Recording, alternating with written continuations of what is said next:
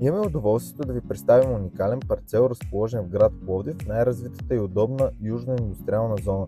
Парцелът се намира само на 300 метра от митница Пловдив и е с площ 7385 квадратни метра. В непосредствена близост до плодохранилище, Екто Индустрист, 22 карата и МАТ. Това го прави идеалното място за създаване на складова база, логистичен център, производство, паркинг, автосервис или друг индустриален и търговски обект.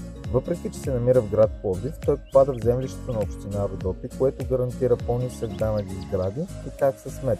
Гарантиран по-висок процент безвъзмездна помощ при кандидатстване по европейски програми за развитие, конкурентоспособност, енергийна ефективност и други.